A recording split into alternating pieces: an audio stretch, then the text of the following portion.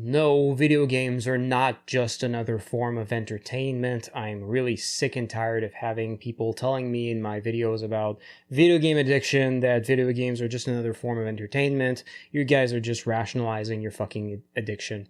Let me go get into it. Like saying video games is just another form of entertainment like books or TV is the same thing approximately as saying that crack and coffee are about the same thing because they're just both substances that make you feel better.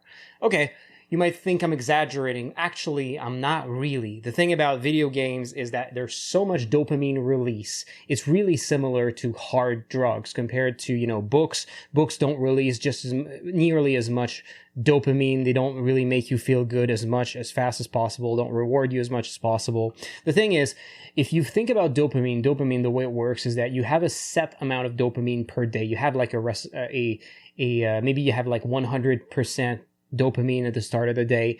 The more you play video games, the quicker it releases that dopamine. The dopamine is essentially an hormone that when you anticipate a reward, like a leveling up in the game, or killing a monster, or having sex, or eating good food, when you anticipate a reward coming, you start to release this hormone that makes you feel good so that you become more motivated to keep pursuing that thing. So what happens is maybe you start your day with 100% of your dopamine stack still inside of your body. What video games do is that they give you so many quick rewards and easy rewards that your brain will deplete that dopamine really quickly. So if you play video games early in the day, what's going to happen is that you're going to squeeze that dopamine, let it out, and what's going to happen is that you're going to have really little less really quickly. And what happens with your brain is that there's this effect of dopamine depletion, which means that after you play video games, if you play video games first thing in the morning, you're not going to have a lot of dopamine left. And when you don't have a lot of dopamine left, it means that when you do other tasks during the day, there's less of that hormone that can be released by your brain, which means that when you do other things, they're not going to feel as good. And because of that, you're not going to feel as motivated to do them, which means you're going to be more procrastinating, which means that you are going to be less motivated, less useful, less active, less productive. So there's that. If you want to be a high achiever or an entrepreneur, fuck video games. Like, they're going to screw you over real bad. More than that, there's going to be the dopamine treadmill effect. The problem with video games is that compared to books, compared to movies, they give you so many rewards so easily that your brain is going to choose that option more than others. The way your brain chooses what it wants to do is it calculates how much dopamine can it get with the least effort possible. So activities that give you a lot of dopamine release with the least amount of effort possible are going to be the activities that your brain is going to focus on. So games that are easy, that are going to give you a lot of dopamine release, or really strong dopamine release in the case of maybe something like Dark Souls, are going to be things that are going to be incredibly more addictive than books. And also what happens is that if you release a lot of dopamine, what happens is that your brain will adapt to it. And what it's going to do is that it's going to have a lower dopamine baseline. So if you think back about your set of dopamine, your whole amount for the day, as you do the same activities, what happens is that your amount of dopamine shrinks. So the next day, maybe you start the day with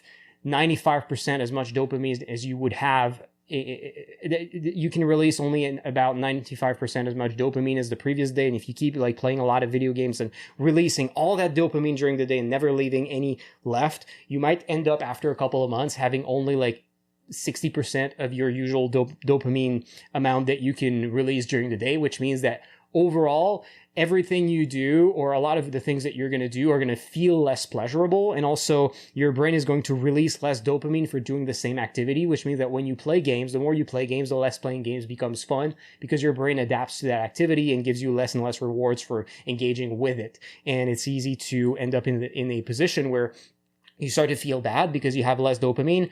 So to feel better, you play more video games, but the more video games you play, the worse you're going to feel tomorrow.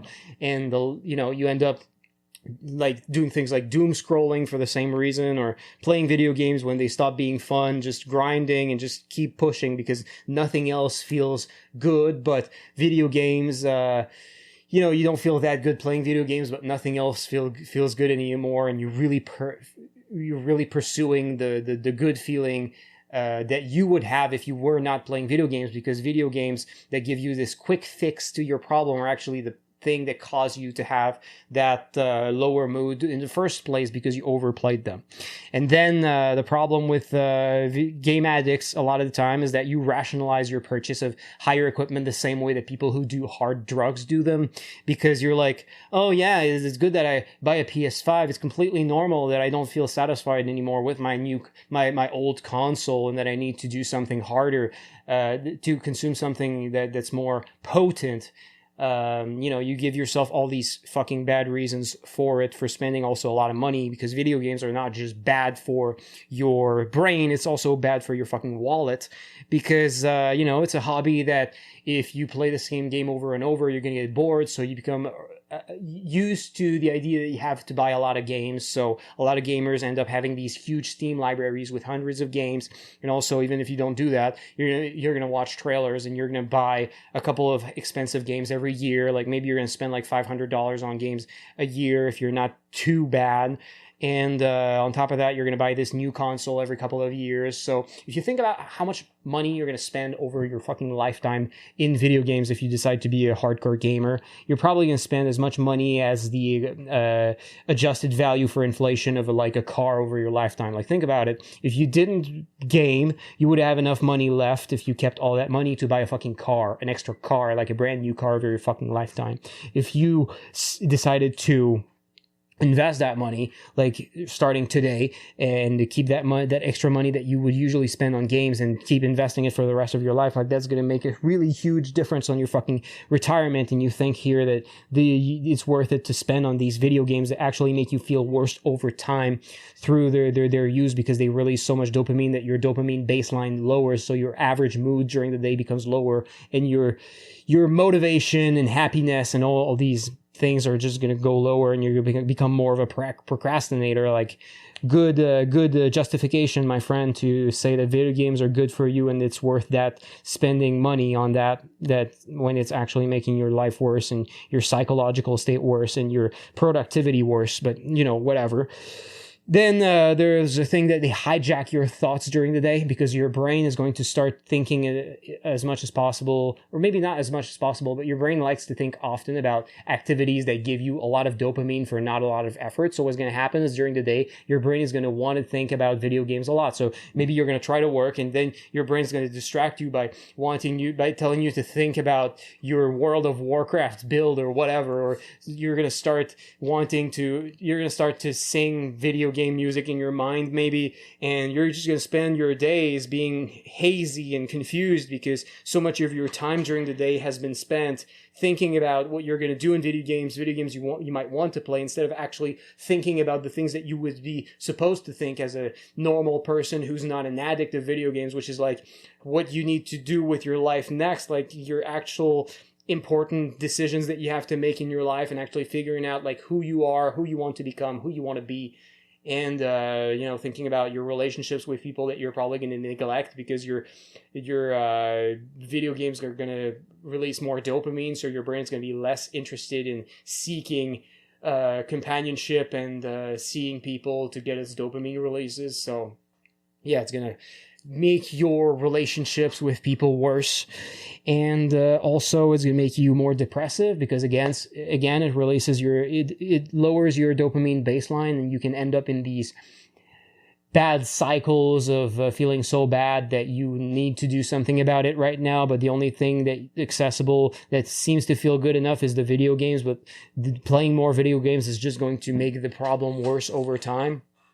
Like, that's a bad place that you can end up, and being very depressive also, because your life is going to suck. And depression is one of the biggest factors of depression is actually that your life sucks. If you're not proud of who you are, of who you become, because maybe you become like fat, out of shape, and not proud of your physique. Maybe you also have not a lot of relationships, and you're bad at talking with people because you never engage with other people, or rarely, so you become less confident about your abilities to speak with people, so that fuels your depression. Also because you lack motivation and you lack productivity because you're always thinking about games and not wanting to work because your brain thinks that works is a waste of time because it releases less dopamine. So, you know, your financial life is going to suck because of it. Your career is going to be probably worsened because of it. And it's going to be much worse if you play video games early in the day rather than finish your day with them. So there's that. And so everything else becomes boring. Your life just becomes destroyed by this habit. So no, video games are not just another form of entertainment. They release way too much dopamine, way too fast, way too easily, and they're designed to do that. Video games are designed to be as fun as possible and give you rewards as easily as possible. They're designed so that you win. They're designed so that you feel amazing, but your brain is not designed to have this sort of... your brain is not designed to be given paths forward that are so easy and rewarding, and you in the end you're kind of like the rats in the Skinner box who just push the levers to death to get their treats. I know a lot of you will still not be convinced, but let me be real with you. When I stopped video games, my life became so much better. Like every time that I took a break from video games for weeks and months, my life became so much better. And I would go back to video games occasionally and spend maybe a couple of weeks like becoming a gamer once more. But every time I realized my mood became worse as I played more video games. I realized very quickly that as the more I played video games, the more I yearned for the time that I stopped playing video games, because I realized I felt better overall all the time and also felt more motivated. And I realized that the times that I play a lot of video games, I don't accomplish a lot of my goals in life. But the moments in my life where I take a stop from video games, those are the moments in my life that I became productive and actually accomplished goals and accomplished things that made me proud of myself, that I made career improvements that were significant, that I made improvements in my sports that were significant, that I made my health better, my body better, that I made my relationships better, met a girlfriend, and that's it. Hope you have a great day. Let me know what you think in the comments, and I'll see you in my next videos. Take care.